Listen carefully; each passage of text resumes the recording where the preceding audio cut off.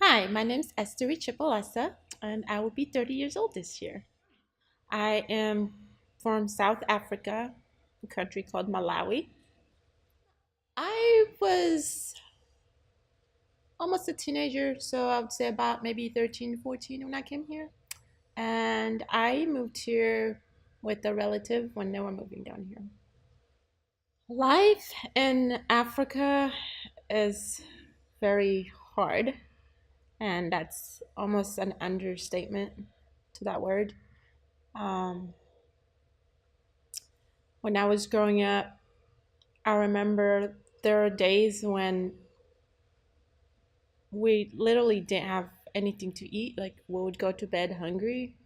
Like it's hard expressing and like what hunger pain is, but I remember feeling that when I was little, to where you just want to drink water just to fill your stomach because your stomach hurts because there's nothing in it. So I don't know. It kind of makes me mad when people throw away food here sometimes because I'm like, there's someone somewhere else, who could use that food, even though it doesn't taste good to you. To someone, it's like giving them $1 million. It's like, it's a privilege to have food to throw away almost. And we don't see it as that. And it's kind of sad, actually. So I remember growing up, we didn't have like toys or Barbies or anything like that kids have here. We would make our own toys. Like we would make toys like dolls out of mud, clay. We would make our own clay, just mix dirt and water. We'd make our own little dolls, and you had to be creative. We would make our own balls, like soccer balls, out of trash bags.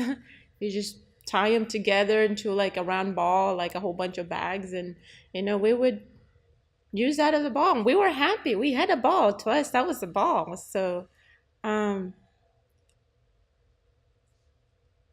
the living environment, I think, there makes people closer together because you need each other, for survival.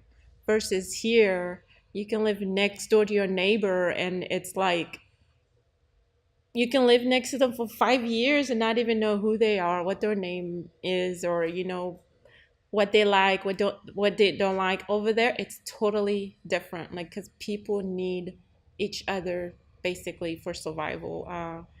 Some days you might need to go to your neighbor to borrow some sugar or flour, or you might have food. Your neighbor doesn't have food. You split that. You basically get on survival mode together 24/7 because you kind of need each other to survive, basically.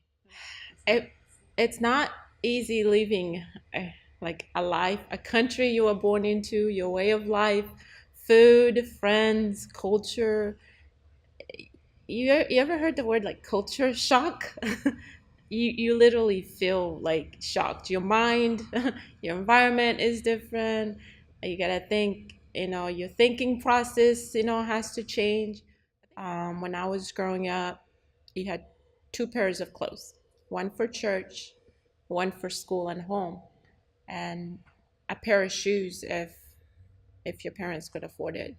Uh, in my case, there are times when I'll go a whole year without shoes, and your feet will get cracked. You're just walking around barefooted all the time. The ground is hot. You have to walk on a hot ground.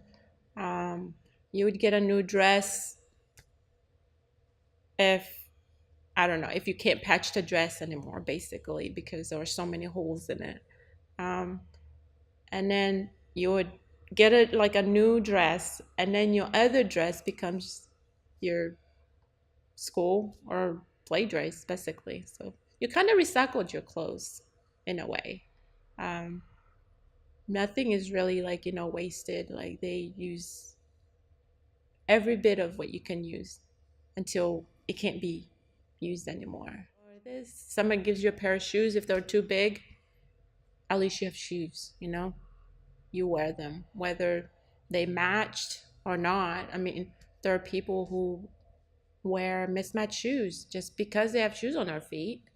Um, you just don't think about it, but it's happening, right now as we speak. Someone somewhere else has it way worse than you ever think your worst day was here. So, being adopted into a white family, I don't know, it's like a new story every day because almost everywhere you go, there's always that unspoken voice. People are always going to question. Um, but they've never questioned like me about, color or anything like that. In fact, I've never even doubted that they don't like me because of my color. But it is like this struggle, every day. I don't know what it is. I don't want to say it's racism. I don't want to say, but people always question the unknown or if they don't understand something. Like if we go out, they always ask, are y'all together? I mean, we're sitting at the same table, but there's always someone in their mind, I guess, trying to separate, what doesn't make sense to them, they try to separate. Or what a human mind doesn't understand, they'll try to make sense out of it in their own way. Like it never always comes together like, oh, you're sitting together, you're walking together, you're paying together, so you're together. No, it's it's hard. I mean, it's a growing process, every day. Um, it just almost makes me mad sometimes because at our day and age, people shouldn't be concerned about color at all.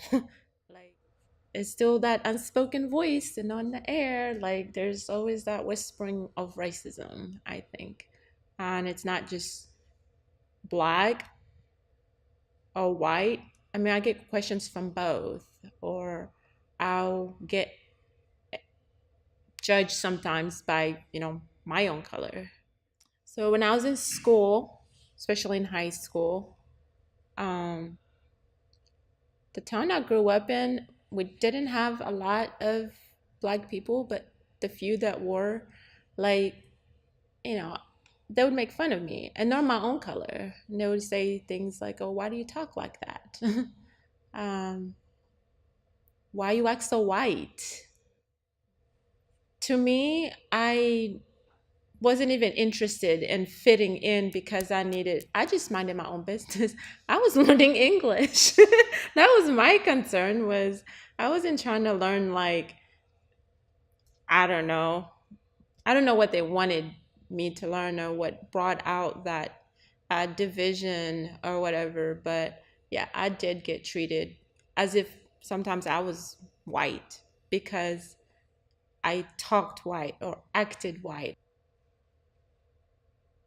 So I feel like the way the country that we live in right now is dividing because we're creating our own division.